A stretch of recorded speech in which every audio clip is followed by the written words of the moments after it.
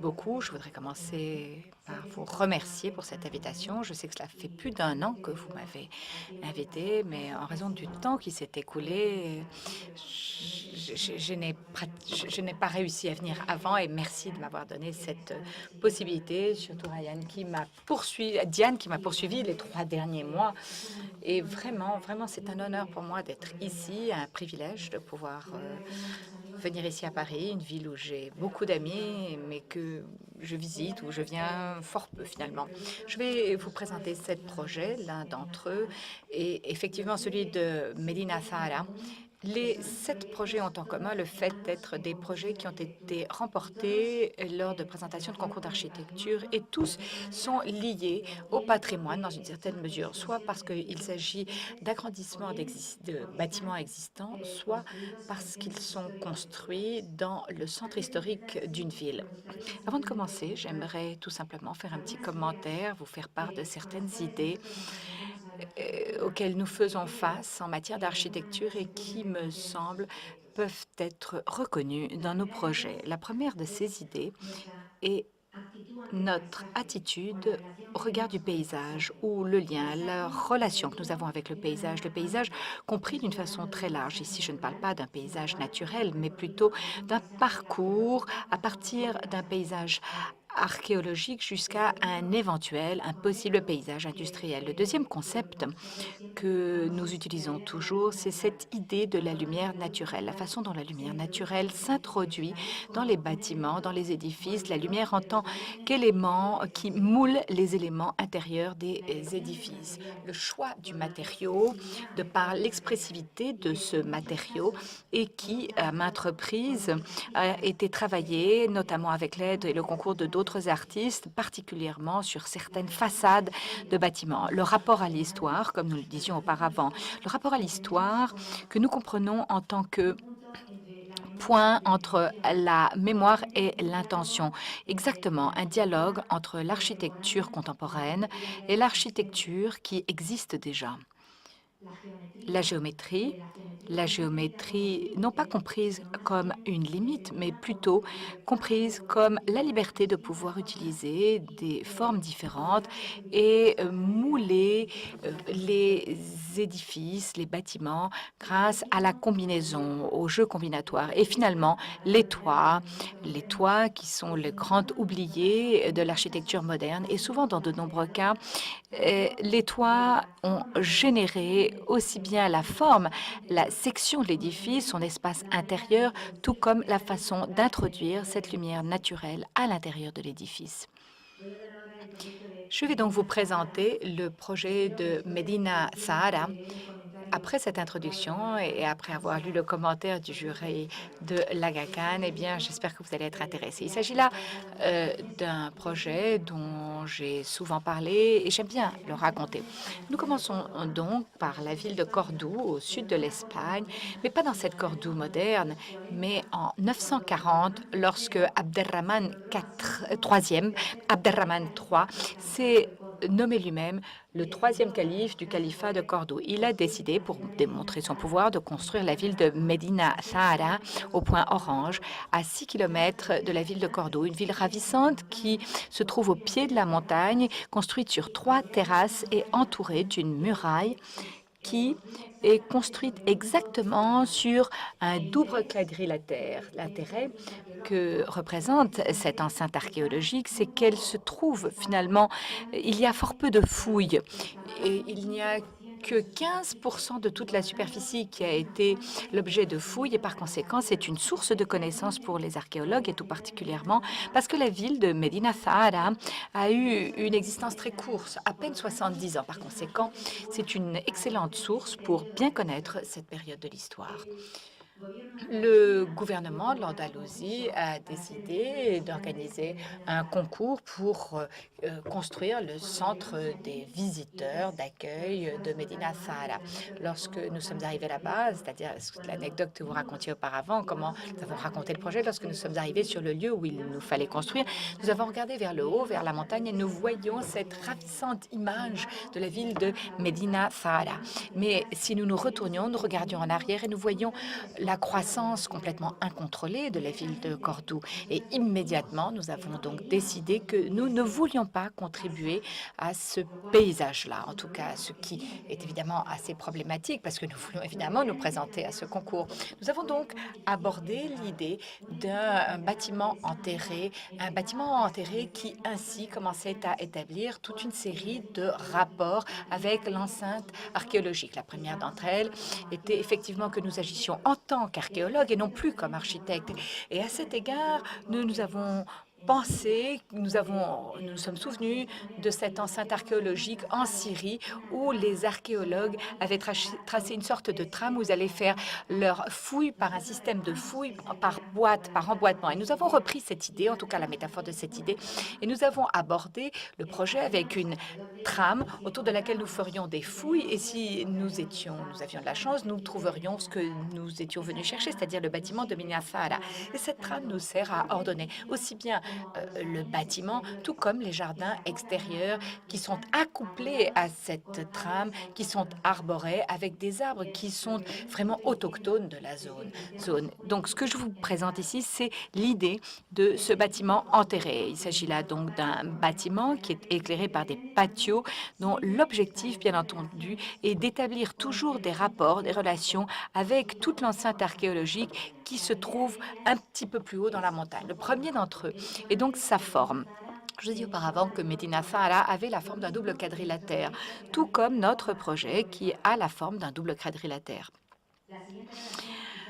Le deuxième rapport, la deuxième relation est donc avec toute l'architecture islamique, dans le sens où il s'agit d'une architecture introvertie, une architecture extrêmement lumineuse à son intérieur et toujours éclairée par des patios, de même que notre bâtiment qui, étant enterré, doit être éclairé par des patios. Et dans ce cas-ci, nous en avons 6, le principal d'entre eux, qui est au centre, qui divise l'édifice, la partie la plus publique, le musée qui est éclairé par ce patio allongé, la cafétéria par cet autre patio, ensuite les salles de travail des archéologues et enfin le dernier qui éclaire les zones de stockage et enfin la rampe d'entrée, la rampe d'accès qui permet de descendre vers le bâtiment.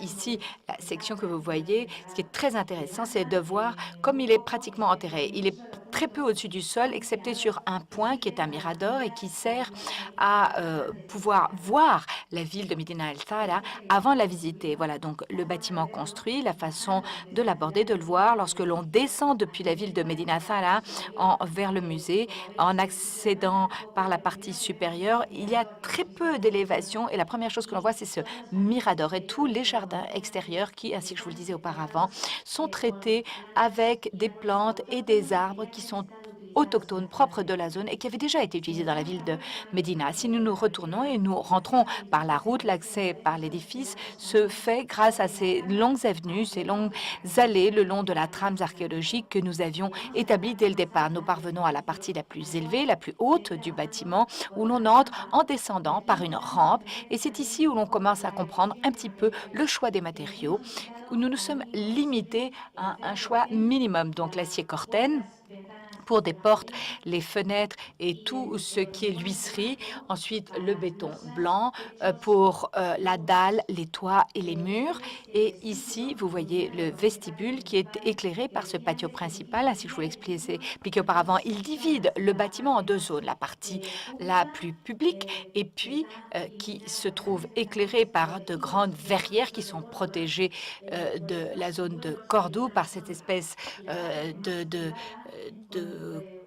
de toit qui leur donne une ombre et ensuite d'autres parties, l'éclairage arrive à travers ces perforations qui permettent de se protéger du soleil et également se protéger de la vue des autres. Les autres patios qui sont traités de la même façon, notamment avec la cafétéria, avec l'orientation pour éviter le soleil, ou ces patios qui, par leur profonde et étroite géométrie, nous permettent d'ouvrir de grandes verrières vers le musée, vers les bureaux, mais en les protégeant du soleil. Cette géométrie étroite, allongée, est également appliqué à l'intérieur du bâtiment où apparaissent ces espaces où l'on peut observer, on peut parcourir tout l'édifice. À chaque fois, il y a un éclairage naturel, soit parce qu'ils sont éclairés par un patio, soit parce qu'ils sont éclairés par des puits de lumière, qu'ils sont parallèles à la structure principale du bâtiment et qui éclairent même les zones de service de cette construction. Ici, dans ce cas-là, nous voyons l'utilisation d'un troisième matériau, mais qui est un peu dérivé du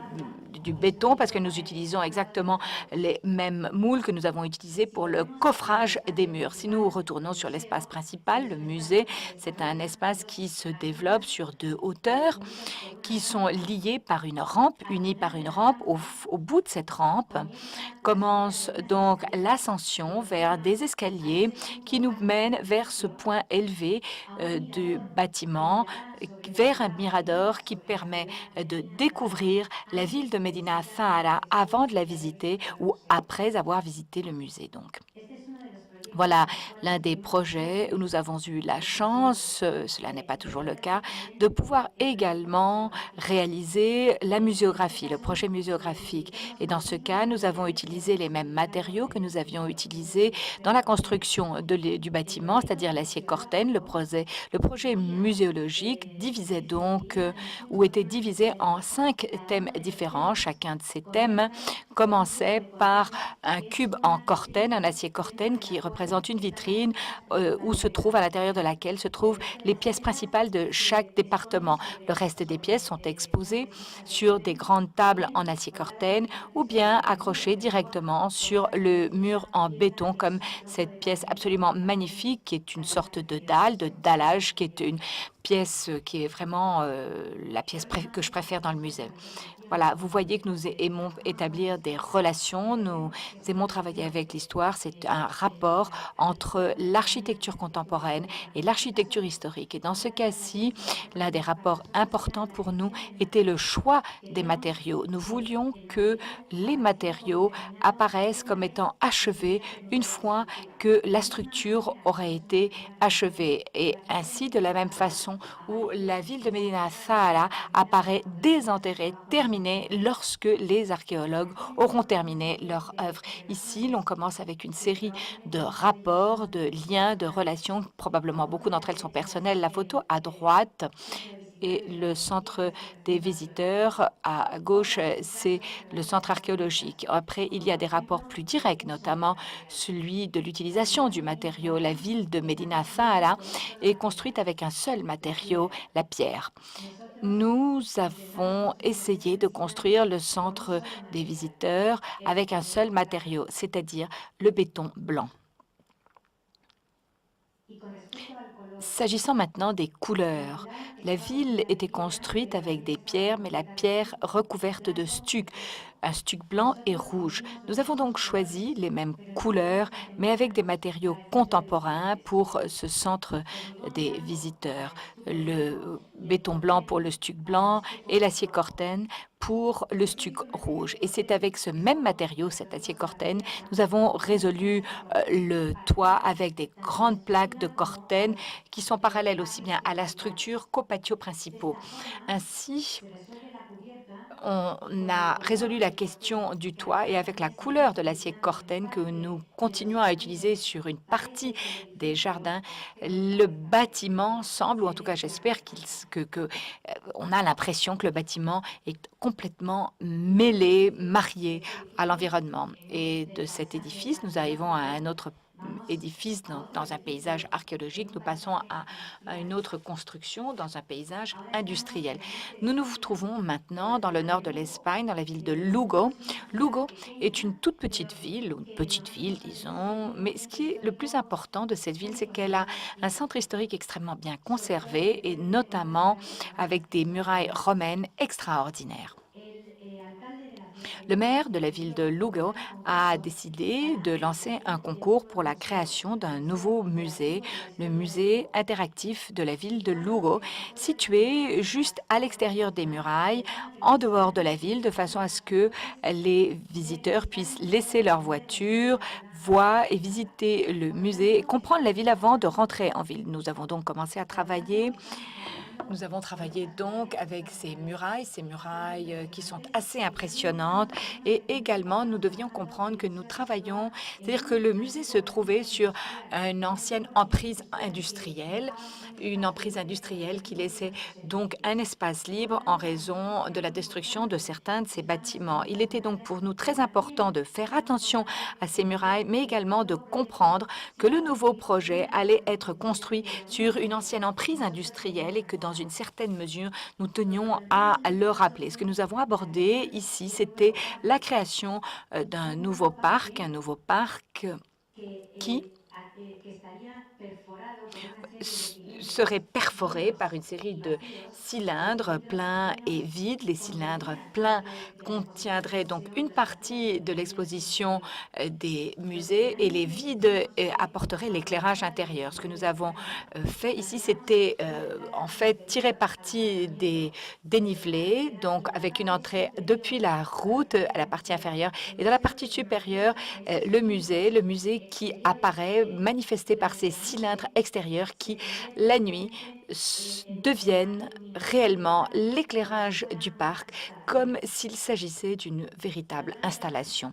Ici, vous voyez le plan qui est qui tourne autour de ces cylindres, c'est-à-dire c'est la répétition de ce thème à différentes échelles. Tout tourne autour de ces cylindres pleins et vides.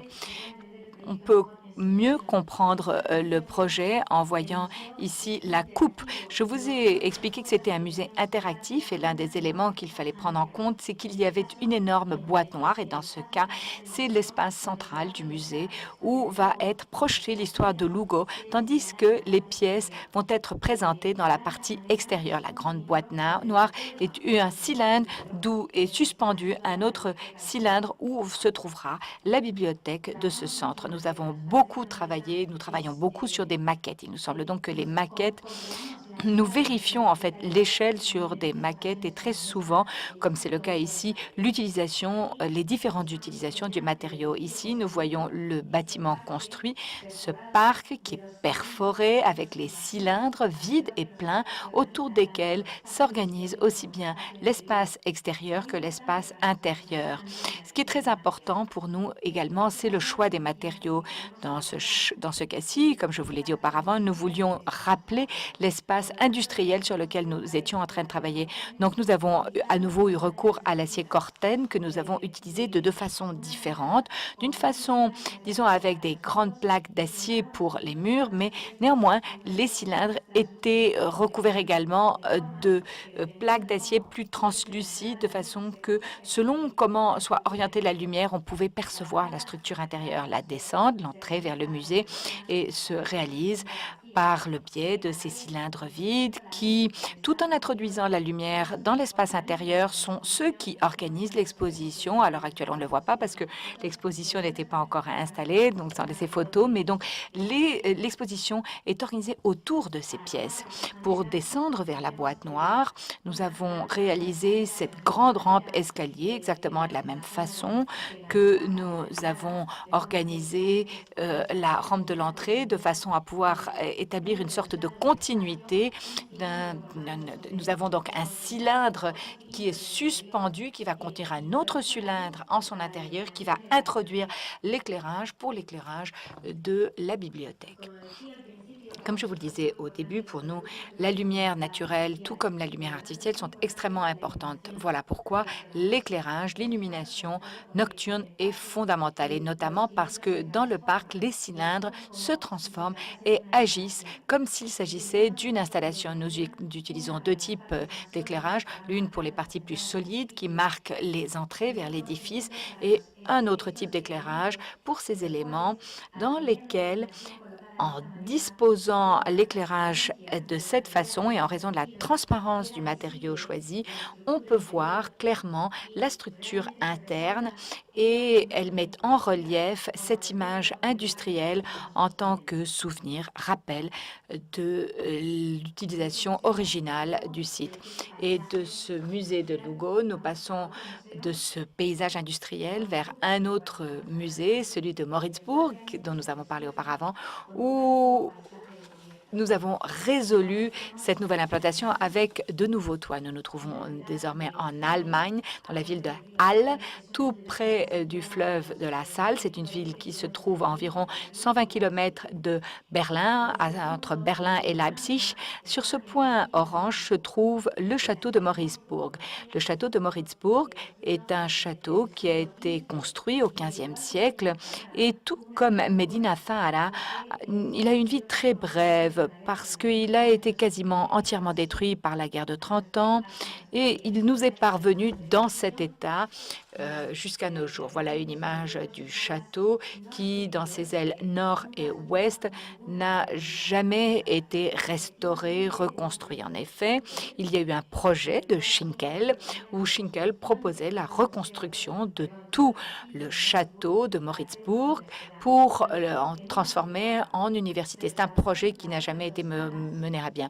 Les deux autres ailes ont été restaurées pour y accueillir un musée expressionniste. Et il y a 2 ans, il y a eu le lancement d'un projet pour la restauration de l'île nord et ouest pour l'agrandissement du musée.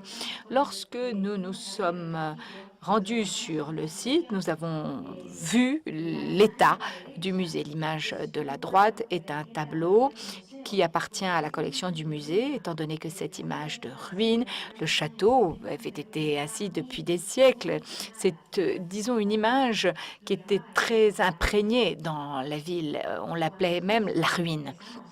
Lorsque nous avons commencé à penser à la restauration de ces 2 ailes, nous avons compris qu'il était très important de conserver cette image de ruine. Ou en tout cas, pour nous, c'était très important d'essayer de comprendre comment conserver ces murs d'une façon à ce qu'ils puissent être apparents. Parce que, à notre sens, l'image était bien ancrée dans la ville. Ce qui a été également très important pour nous, architectes du sud de l'Europe, bien que nous les avions déjà vus. C'est très différent lorsque l'on regarde un élément comme les toitures et que l'on commence à vouloir travailler avec eux. Cette géométrie si attrayante de ces toits nous attirait beaucoup, cette géométrie que l'on peut voir également sur des bâtiments publics comme celui-ci qui a été peint par Feininger, qui est l'un des peintres qui est exposé dans le musée.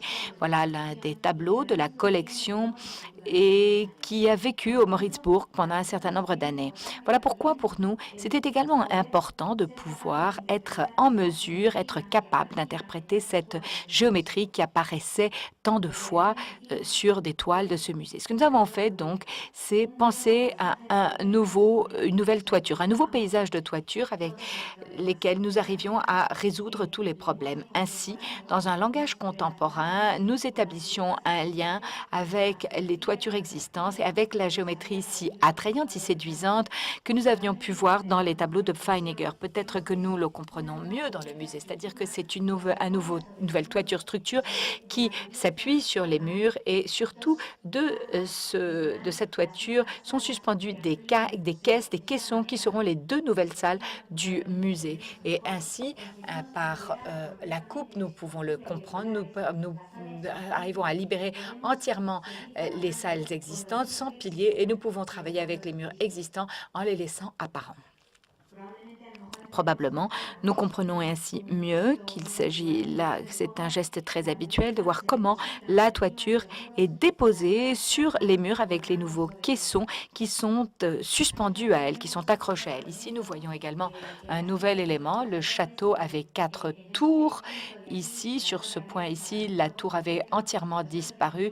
Nous avons donc décidé de construire une nouvelle tour, également avec un langage contemporain, exactement en suivant le langage de la toiture qui allait avoir tous les services, c'est-à-dire les ascenseurs pour les travaux, les escaliers, etc. Nous voyons le bâtiment construit, le nouveau paysage avec cette toiture et finalement, nous l'avons construit avec des plaques d'aluminium. Bien entendu, il fallait choisir un matériau qui nous permettait de nous adapter à cette géométrie qui était réellement difficile à réaliser. Ici, nous voyons comment la toiture et la couverte de visiteurs, c'est tout à fait interdit désormais, mais nous étions encore en travaux. On a laissé monter quelques amis pour qu'ils voient un peu les travaux réalisés. J'aime bien ces photos parce que je pense qu'elles donnent une grande mesure des travaux et on peut comprendre mieux quelle était l'échelle de cette toiture. Ici, vous comprenez la géométrie où toutes les lignes de l'aluminium confluent vers des points de fuite, des points de rencontre de ces lucernaires qui s'élèvent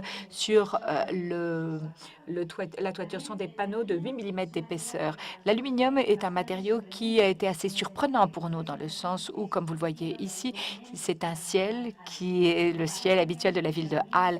Et il semblerait que l'aluminium se fonde totalement dans ce ciel et il disparaît quasiment totalement. Ici, nous découvrons la toiture qui flotte sur les murs existants, ce qui nous a permis également de conserver le mur réellement en l'état, bien que ce mur, à la différence des murs précédents, avait été légèrement restauré. Mais à notre sens, il fallait le conserver sans le toucher, en étant les mêmes critères appliqués sur les murs extérieurs comme ceci. La seule chose que nous avons faite, c'est de restaurer les parties les plus endommagées. Le toit est ici, il est fondu dans le ciel, vous le voyez ici dans l'espace intérieur. Je pense que l'on voit bien ici les murs. Nous avons réussi à les maintenir en l'état, complètement dénudés, nus. Ici, nous voyons les caissons suspendus. Nous voyons le premier caisson qui est suspendu du toit, qui permet de libérer ainsi la structure et qui permet de créer de nouveaux mètres carrés que l'on nous demandait pour le musée. Ici, vous voyez la dernière partie de la salle. Comme vous pouvez voir, nous avons restauré les murs, excepté dans certains endroits où ils étaient si endommagés que nous avons été obligés d'appliquer une couche de matériaux dessus, mais en permettant, en laissant la pierre à nu, l'accès à certaines salles d'exposition qui est réalisé sur ces passerelles, en créant ces espaces interstitiels entre le caisson suspendu et les murs existants dans le musée. L'espace intérieur, où vous voyez les grands puits de lumière qui permettent d'éclairer la salle. Et puis, enfin, l'entrée, l'accès au musée, où on a réalisé avec la même géométrie, en utilisant les mêmes matériaux, pour marquer l'entrée sur ce mur et la différencier, et également établir le lien avec la géométrie qui est présente dans le tableau de Pfeiniger et que nous avons toujours eu présente lorsque nous avons réalisé ce projet. Et d'un musée et d'un projet, d'un toiture, nous allons vers un autre paysage, un paysage urbain, où nous allons parler plus d'une ville. Nous sommes maintenant en Autriche, dans la ville de Graz, et il s'agit là effectivement d'une ville qui est extrêmement protégée par l'UNESCO, du fait de ses toitures. Ces toitures qui sont en excellent état de conservation et qui sont absolument merveilleuses. C'est une ville protégée et très difficile d'y bâtir quoi que ce soit. L'institution Joanneum était propriétaire de 3 bâtiments. Le musée des sciences en haut, ensuite le musée des beaux-arts et le troisième, c'est la bibliothèque. Ces 3 bâtiments étaient implantés tels qu'on le voit sur la photo, c'est la zone éclairée. L'on voit parfaitement qu'ils se tournent le dos, ces différents bâtiments. L'institution de Joanneum a lancé un concours pour l'extension des 3 bâtiments de l'ordre de 11 000 mètres carrés, donc c'est une extension extrêmement importante. Il fallait que cette extension permette de relier ces 3 bâtiments qui étaient utilisés à ce moment-là de façon totalement indépendante et autonome. Alors, notre projet, notre vision, c'était de créer une nouvelle place pour la ville. Et par toute une série d'excavations, de trous, ces liens coniques pénétraient cette place où l'on créerait véritablement le nouveau vestibule et la nouvelle extension du musée. De cette façon, on pourrait relier les 3 bâtiments existants. Je crois que l'on voit bien le projet dans la partie supérieure et l'on voit ici toute la partie inférieure de la place qui permet de relier les trois bâtiments existants à la création contemporaine. Sur ces bâtiments, nous n'intervenions uniquement au titre de restauration. Nous voyons ici le plan avec la même conception que Médina Al-Sahara. Tout l'espace est réparti autour de ces patios, autour de ces cônes de verre qui articulent cet espace. En section, l'on voit ces cônes de verre. Originalement, le projet était beaucoup plus grand. Il y avait en fait 3 niveaux prévus, mais il y a eu une réduction de moitié du budget et on a supprimé un niveau. Néanmoins, on a maintenu les 2 niveaux, le niveau supérieur pour l'extension du musée et les salles de lecture des bibliothèques, et le niveau inférieur pour les archives des livres et bibliothèques avec plus d'1 million de volumes. Toutes ces cônes, toutes ces perforations coniques ont une géométrie différente. Là, je vous montre quelques exemples de dessins car il faut reconnaître que la construction de ces cônes de verre était très compliquée. On a beaucoup été aidé de la part des entreprises de BTP. Ici, vous avez le chantier et vous voyez que sur les deux bâtiments latéraux, on travaille à la restauration et tous les nouveaux mètres, toute l'extension se fait dans le patio central. Là, nous sommes à un état très avancé du chantier. Le chantier est terminé. La nouvelle place avec ces trous coniques qui pénètrent à l'intérieur du bâtiment. On accède par un des plus grands cônes, on arrive à ce nouveau vestibule qui communique, qui permet de relier les 3 bâtiments existants. Pour nous, il était très important effectivement que la communication soit physique, elle l'est effectivement à ce niveau, mais qu'il y ait également une communication visuelle. C'est la raison pour laquelle on constate que depuis l'intérieur de ces cônes, on voit toujours et toujours les bâtiments étaient présents dans les reflets, le musée et la bibliothèque. Parfois, nous avons été surprises parce que parfois, il y avait des reflets du bâtiment, des reflets un petit peu bizarres sur la surface du cône, mais ils sont toujours présents, ces bâtiments, à l'intérieur de la nouvelle extension. Tous ces cônes ont des géométries différentes, comme je vous l'ai dit. Là, il s'agit de 2 cônes qui sont reliés et qui permettent l'entrée à l'auditoire et au centre de visiteurs. Ici, vous avez les nouvelles salles de lecture de la bibliothèque. Dans la bibliothèque également, il y a un cône qui permet à la lumière d'entrer dans l'espace intérieur pour les archives des livres et qui marque l'espace central d'accès à cette bibliothèque et à ces livres. Vu de l'extérieur, vous savez, pour nous, c'est toujours important de prendre en compte l'éclairage. Et nous avons apporté un soin tout particulier à l'éclairage des 2 bâtiments existants qui sont, comme vous voyez, illuminés. Et comme dans les cas précédents, on a essayé de faire en sorte que l'éclairage des cônes euh, monte jusqu'à la place pour que cette place devienne de nuit une nouvelle installation. Nous retournons en Espagne, le nord de l'Espagne, la ville de San Sébastien, où nous avons réalisé la restauration du musée de San Telmo. San Sébastien est une ville merveilleuse du nord de l'Espagne. Si vous n'êtes pas allé, je vous recommande d'y aller, de visiter cette ville magnifique. C'est un des lieux où l'on mange excellemment bien. Je ne fais pas ici la propagande, mais c'est vrai, c'est une ville que je vous recommande. Nous intervenons sur le point d'articulation entre le paysage naturel et le paysage urbain. Cette photo vous montre que notre intervention au musée San Telmo se trouve au bord du mont Urgul et de la ville. Au fond de la photo, c'est le mont Urgul, qui, pendant de nombreuses années, est resté tel quel. Ici, vous avez une ville, la vieille ville, l'ancienne ville de San Sébastien. Et maintenant, en comparaison, vous avez l'image de la nouvelle ville. C'est tout à fait impressionnant de voir comment cet espace naturel du Mont Urgull a été préservé.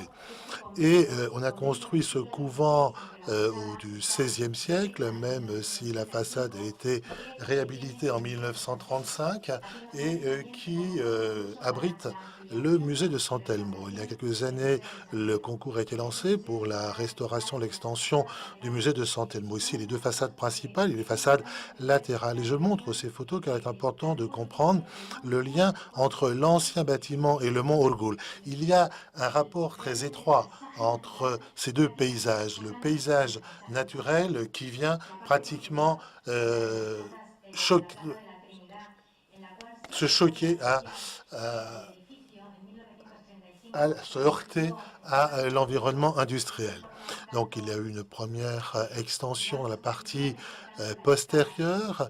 On n'avait pas respecté dans ce cas l'échelle du bâtiment précédent, le bâtiment existant. Ce que nous avons proposé, c'est que, comme pour la Joanneum, on demandait une extension qui était très importante. Le musée de San Telmo, ce bâtiment, avait 6000 mètres carrés construits et on nous demandait un agrandissement pour une surface identique.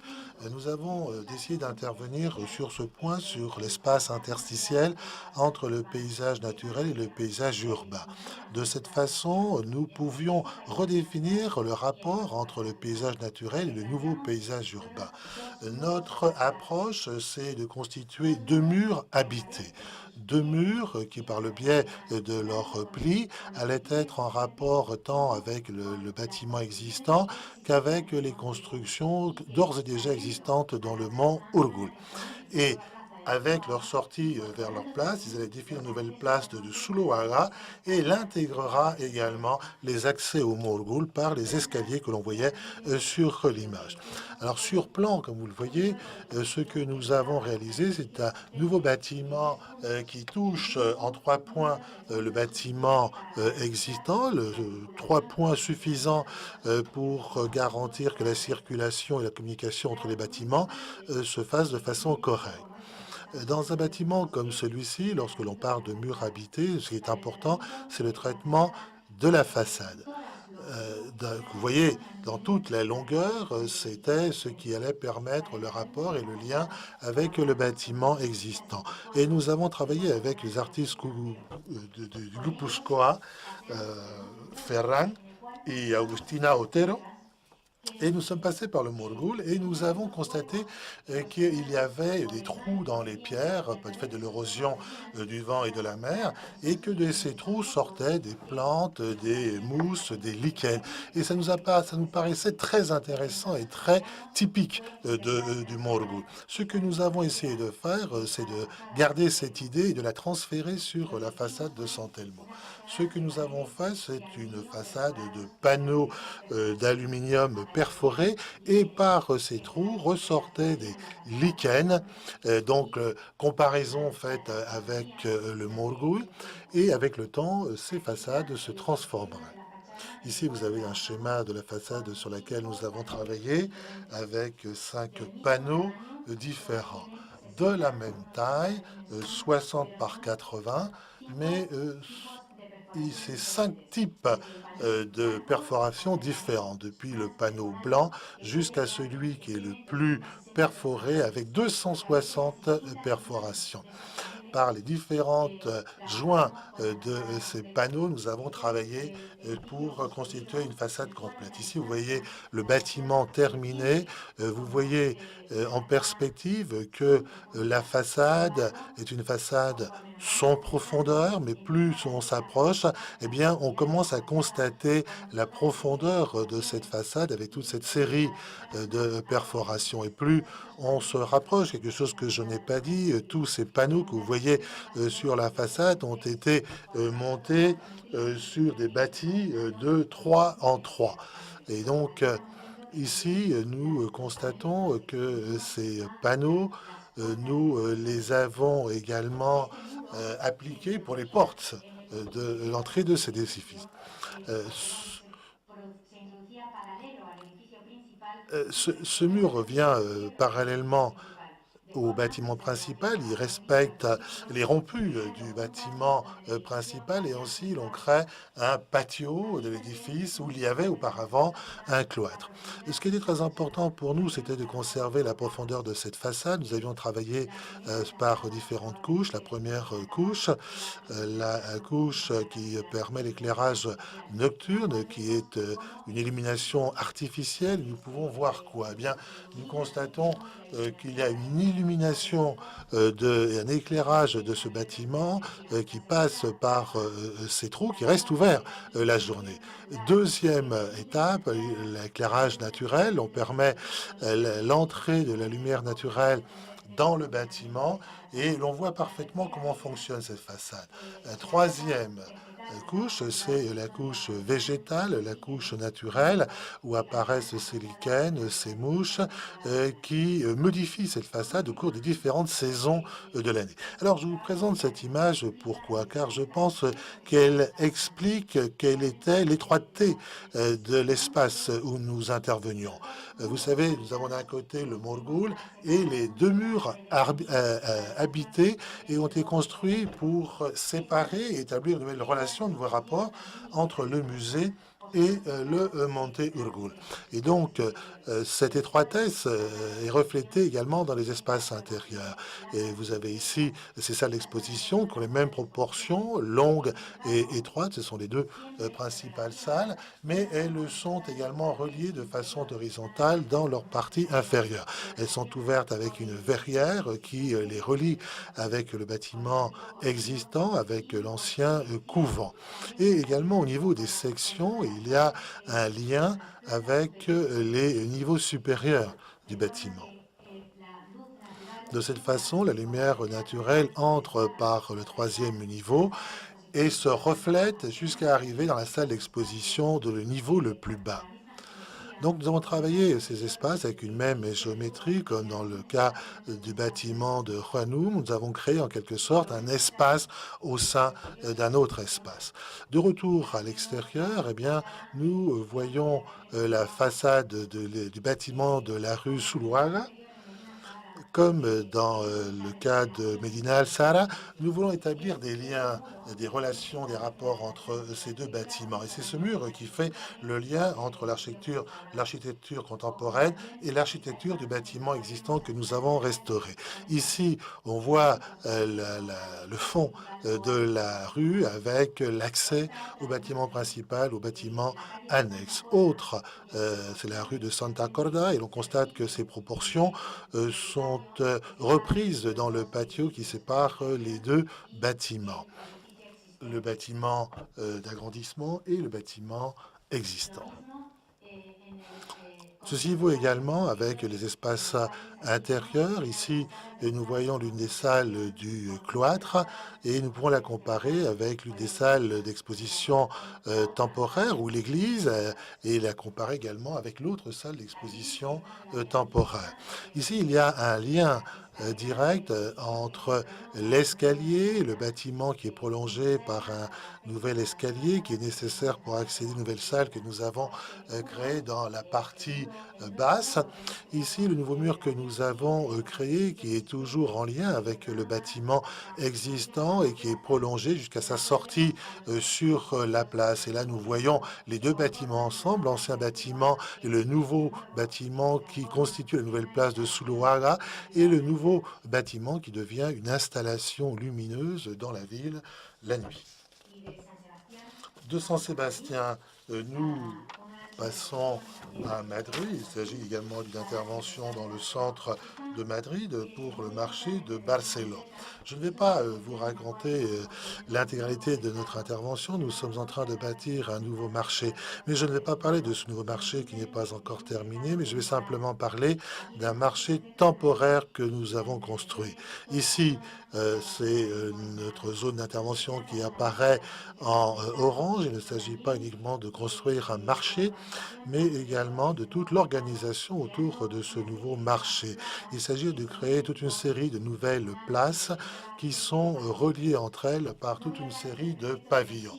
Je ne vais pas parler de l'intégralité de ce projet, mais simplement ce qu'il faut comprendre, c'est qu'auparavant, il y avait un marché qui appartenait à la mairie, un vieux marché qui était dans un état assez dégradé. C'est la raison pour laquelle la mairie a décidé de lancer un concours pour démolir ce marché et construire sur cette même emprise un autre marché destiné aux commerçants, un bâtiment de bureau pour la mairie, un palais omnisport pour les personnes vivant dans cette zone et également une nouvelle bibliothèque.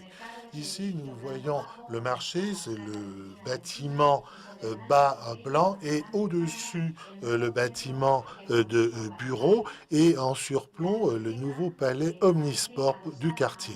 La bibliothèque est adossée à un bâtiment existant, à savoir un lycée. Nous l'avons conçu comme une sorte de passerelle afin que les enfants puissent élargir leur zone de jeu, même à aller jusqu'en dessous la bibliothèque. C'est une bibliothèque qui sert tant au lycée qu'au quartier. Tout cela est en cours de construction, mais notre approche, c'est un autre problème, à savoir que les commerçants, pendant la construction, et nous avions calculé qu'elle durerait pendant 2 ans, en fait, c'est un petit peu plus long que cela, eh bien, les commerçants avaient besoin d'un espace pour continuer à vendre leurs marchandises. Dans un premier temps, on avait pensé à toute une série d'étals temporaires qui seraient installés sur la place qui est dans la partie postérieure, mais ceci n'était pas possible car les services sanitaires ne le permettaient pas.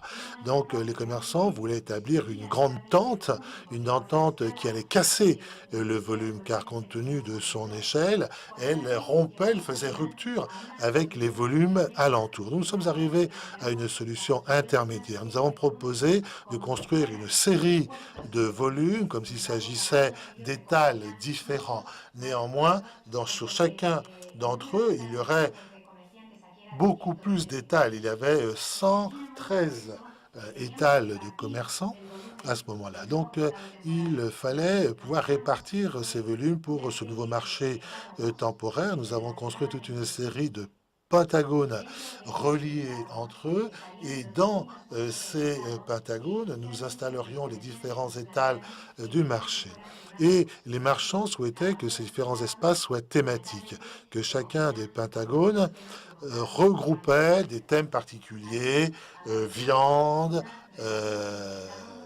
pêche, etc. Ici, donc, vous voyez les liens de 3 à 3 entre les 3 moins importants et les 3 principaux. Et les thèmes principaux pour ce projet qui est temporaire, et j'insiste, c'est ce couloir de communication entre ces pentagones. Et ce couloir est constitué un des thèmes fondamentaux du projet car il débouche sur cet espace rectangulaire avec toutes les zones des frigorifiques et de service et de stockage.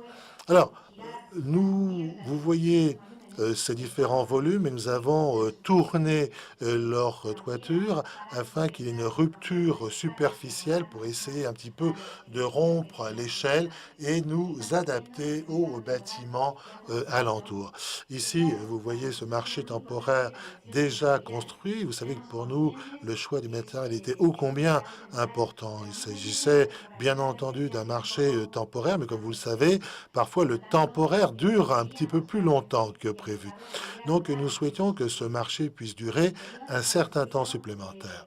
À l'intérieur, vous avez des poutres métalliques qui sont démontables et pour l'extérieur, nous avons choisi ce matériau de polycarbonate.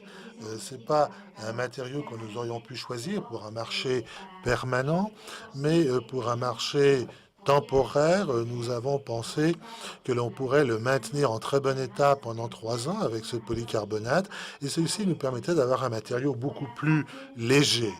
Et ceci participait également de l'éclairage de la rue et de l'ancienne place. Ici, nous voyons l'entrée de ce marché qui se fait entre les deux cylindres qui, compte tenu de leur forme, nous font rentrer dans ce couloir. Et c'est ce couloir qui nous mène aux différents départements ou sections du marché. Il y a tout simplement une toiture pour la protection contre le froid et la pluie, mais c'est un espace ouvert. Ainsi, nous accédons aux différents pentagones qui sont marqués par des portes d'entrée de différentes couleurs en fonction de la thématique de chacun de ces marchés. Ici, donc, nous avons l'espace vide. Nous maintenant une couleur très neutre, le blanc, uniquement sur les panneaux, sur les étals, Jesus et Eva, vous avez la couleur du Pentagone. La couleur, selon nous, la, la couleur est un petit peu la couleur des éléments et des marchandises qui sont proposées dans chacun de ces pentagones thématiques. Nous sommes de nouveau à l'extérieur et nous voyons le marché avec les différents volumes, les toitures. Ici, nous voyons l'éclairage nocturne et nous voyons que le marché participe de l'éclairage de la place. Et grâce à cette répartition en différents volumes, nous avons des espaces ouverts pour les enfants, pour qu'ils jouent et pour permettre le passage des piétons. Vous savez, pour nous, il est très important de rappeler le marché.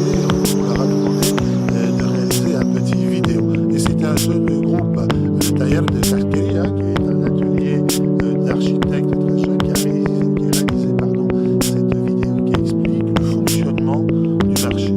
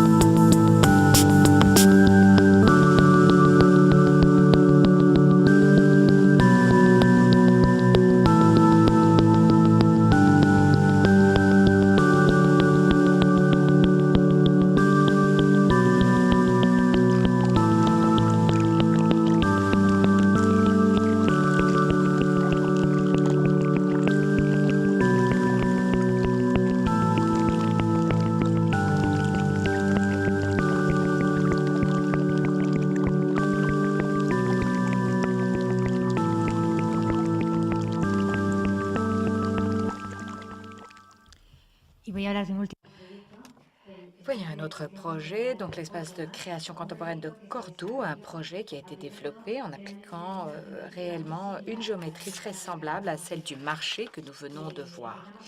Nous avons donc commencé à Cordoue avec la ville de Medina Zahara et nous retournons sur Cordoue, bien que Medina Zahara se trouve dans la montagne de Cordoue, à 6 km du centre-ville. Ici, nous nous retrouvons un petit peu dans une boucle du fleuve face à la mosquée de Cordoue. Cordoue, au cœur du centre historique de la ville de Cordoue aussi. Avant, nous étions en train de construire face à la ville de Medina al-Sahara. Ici, nous le faisons face à la mosquée de Cordoue, qui pour nous est l'un des grands exemples de l'histoire de l'architecture réellement. Un bâtiment, une construction tout à fait impressionnante. Si avant j'ai dit qu'il fallait que vous alliez à Saint-Sébastien, si vous êtes architecte, eh bien, vous ne devez absolument pas rater la mosquée de Cordoue. Elle est spectaculaire. Donc, face à la mosquée, pas à côté d'elle, mais face à elle, de l'autre côté du fleuve et sur ce point orange, euh, a été lancé un concours pour le Centre de création contemporaine de la ville de Cordoue, centre de création pour des créateurs qui allaient travailler sur de nouvelles technologies ou avec de nouvelles technologies. C'est un concours qui a eu une histoire assez amusante dans le sens où c'est la deuxième fois que l'on lance un concours sur ce même terrain. Le premier concours était un concours pour réaliser un nouveau palais des congrès pour Cordoue. C'est Rem Koolhaas qui l'a gagné, mais il a dit qu'il voulait absolument pas construire sur ce terrain, il voulait construire en dehors de ce terrain, cet édifice très long qui est là le long du bâtiment. Donc évidemment, pour nous, cela a été une chance extraordinaire parce que 2 ans plus tard, un autre concours a été lancé sur ce même terrain, qui est donc le concours que nous avons gagné pour le Centre de création contemporaine. Nous ne pouvions donc pas oublier que dans ce cas-là, nous étions en train de construire tout près d'un bâtiment comme celui-ci, la mosquée de Cordoue, un espace intérieur tout à fait impressionnant et qui réellement est un espace qui a été produit par la répétition d'un même élément, c'est-à-dire l'arc en fer à cheval, le double arc en fer à cheval. Et puis, nous avons dû essayer de comprendre ces géométries qui sont apparemment si complexes, qui apparaissaient sur certaines des jalousies de la mosquée. Apparemment si complexes parce que si nous commençons à faire une recherche, il s'agit réellement de la combinaison d'autres géométries. Il s'agit de la répétition et la combinaison d'autres géométries encore beaucoup plus simples. Nous voulions donc essayer de transférer ces concepts sur le bâtiment, sur l'édifice que nous allions présenter pour le concours.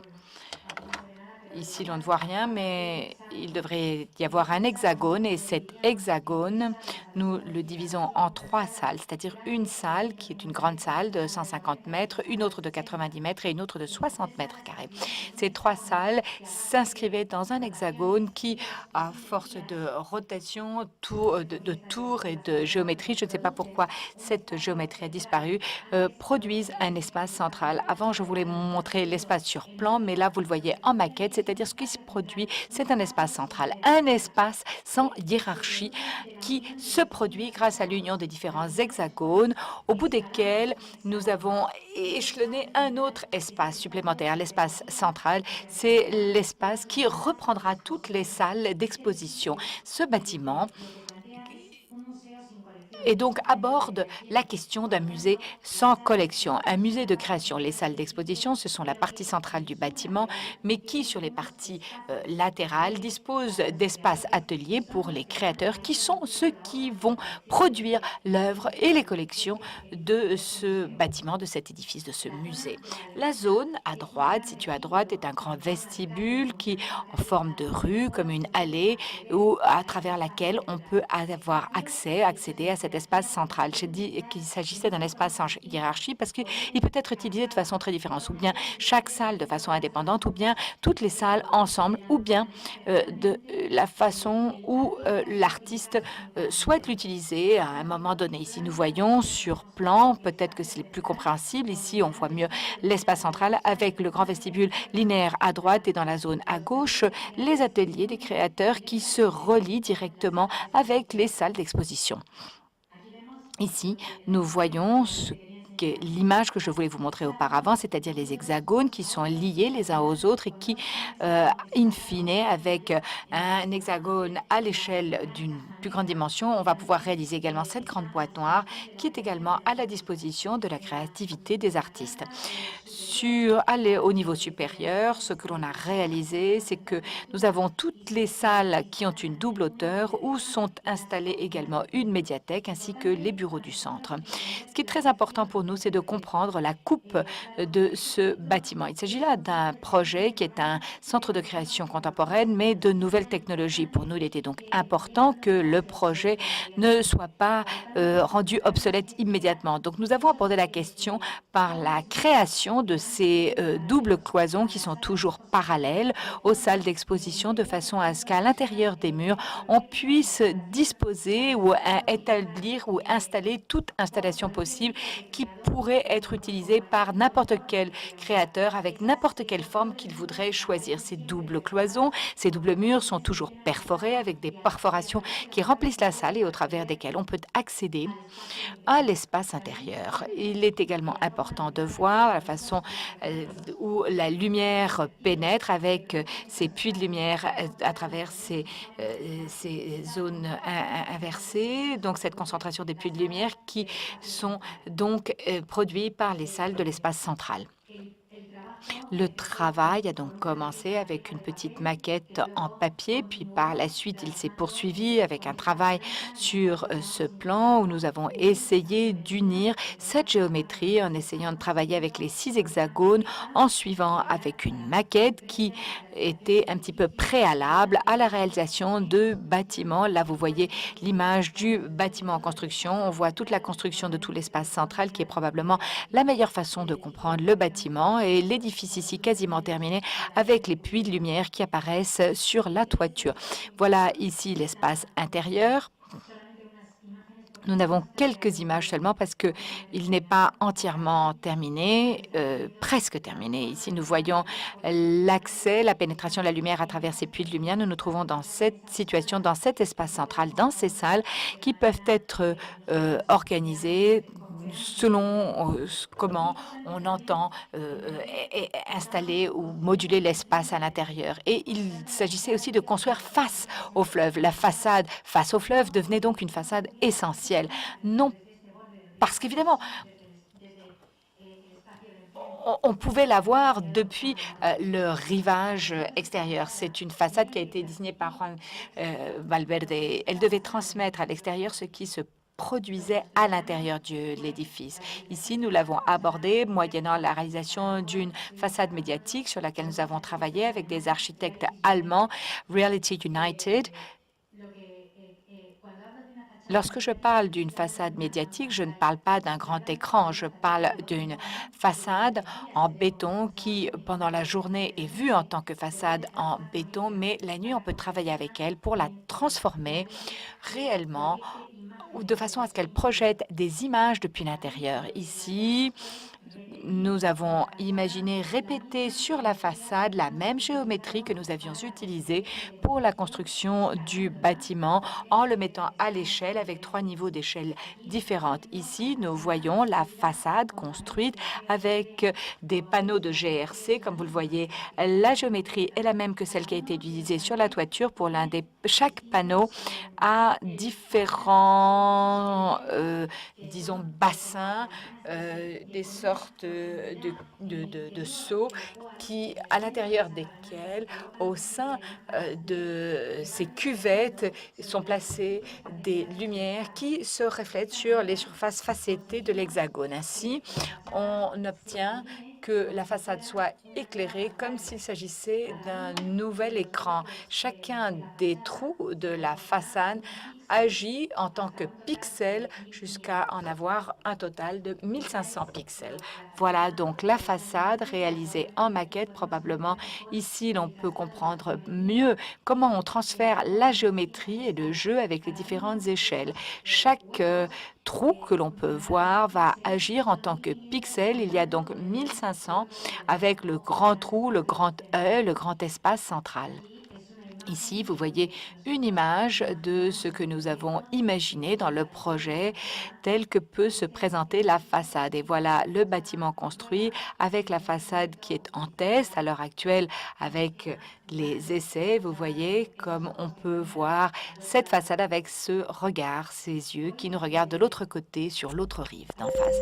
Et pour terminer, je vais vous mettre cette vidéo qui a été réalisée également par le Taller de Casqueria, simplement pour que vous puissiez voir quels sont les espaces intérieurs du bâtiment par la danse.